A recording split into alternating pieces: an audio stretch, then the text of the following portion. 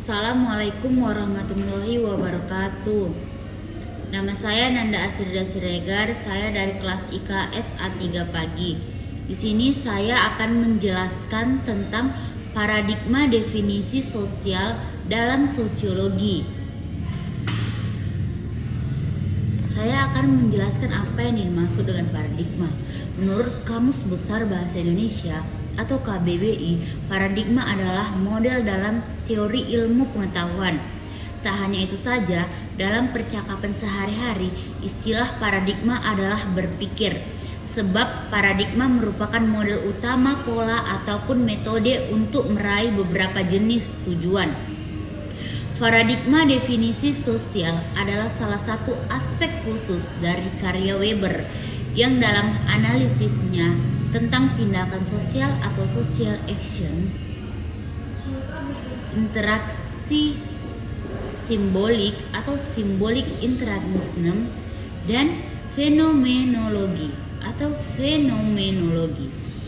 Herbert Blumer sebagai salah seorang tokoh interaksionisme simbolik menyatakan bahwa organisasi masyarakat manusia merupakan kerangka di mana terdapat tindakan sosial yang bukan ditentukan oleh kelakuan individunya.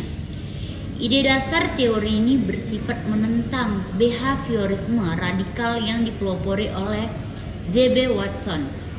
Behaviorisme radikal itu sendiri berpendirian bahwa perilaku individu adalah sesuatu yang dapat diamati secara objektif dari luar.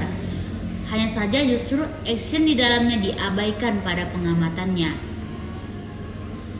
Sedangkan interaksionisme simbolik mempelajari tindakan manusia dengan mempergunakan teknik introspeksi untuk dapat mengetahui barang sesuatu yang melatar belakangi tindakan sosial itu dari sudut aktor.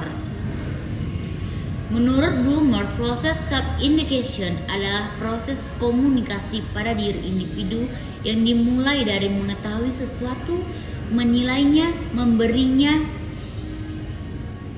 makna, dan memutuskan untuk bertindak berdasarkan makna tersebut. Lebih jauh, Blumer menyatakan bahwa interaksi manusia dijembatani oleh penggunaan simbol-simbol, oleh penafsiran, dan oleh kepastian makna dari tindakan orang lain. Bukan hanya sekedar saling bereaksi sebagaimana model stimulus atau respons.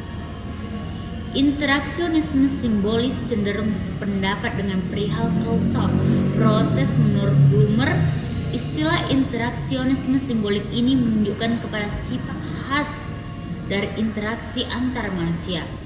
Kekhasannya adalah manusia saling menerjemahkan dan saling mendefinisikan tindakannya. Bukan hanya reaksi belaka dari tindakan orang lain, tetapi didasarkan atas makna yang diberikan terhadap tindakan orang lain. Interaksi individu diantara oleh penggunaan simbol-simbol, interpretasi, atau dengan saling berusaha untuk saling memahami maksud dari tindakan masing-masing. Pada teori ini jelaskan bahwa tindakan manusia tidak disebabkan oleh kekuatan luar atau sebagaimana yang dimaksud kaum fungsionalisme struktural. Tidak pula disebabkan oleh kekuatan dalam sebagaimana yang dimaksud oleh kaum reduksionis atau psikologis, tetapi didasarkan pada pemaknaan atas sesuatu yang dihadapinya lewat proses yang oleh Blumer disebut self-indication. Menurut Max Weber 1962 dalam sosiologi, ilmu pengetahuan berparadigma ganda. Aksi sosial adalah tindakan seorang individu yang dapat mempengaruhi individu lainnya dalam masyarakat. Yang kedua ini membahas tentang tindakan sosial. Tindakan sosial dapat dibedakan menjadi 4 tipe, yaitu rasional atau rasional tujuan, yaitu tingkah laku manusia yang mempunyai cita-cita rasional, di mana kerangka berpikir logis, ilmiah, dan ekonomis untuk tujuan-tujuan yang ia pilih. Yang kedua ada weight rational atau rasional nilai, yaitu seseorang terlibat dalam nilai penting yang mutlak atau nilai kegiatan yang mutlak. Dia lebih mengejar nilai-nilai daripada memperhitungkan sarana dengan cara evaluatif netral. Manusia yang mengadakan kebenaran apa adanya jelas bertindak secara rasional nilai. Tindakan efektif atau emosional, yaitu tingkah laku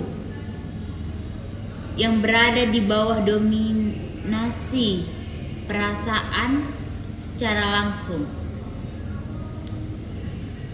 Tindakan tersebut sama dengan tindakan tidak rasional. 4. Manusia yang tradisional, yaitu tingkah laku yang berdasarkan kebiasaan yang muncul dari praktik-praktik yang mapan dan menghormati otoritas yang ada. Keempat, jenis tindakan sosial itu merupakan cara-cara individu memberikan makna pada tindakan-tindakan mereka. Dan itu merupakan kodrat manusia yang berusaha memberikan arti tertentu kepada hidupnya. Yang ketiga di sini Max Weber ada membahas dengan fenomenologi, di mana fenomenologi ini adalah sebuah disiplin ilmu dan studi inquiry deskriptif yang meletakkan perhatiannya pada studi atas penampakan, akuisisi, pengalaman, dan kesadaran. Fenomenologi singkatnya adalah studi mengenai pengalaman dan bagaimana pengalaman tersebut terbentuk. Sekian dari saya, wabillahi taufiq wal hidayah. Wassalamualaikum warahmatullahi wabarakatuh.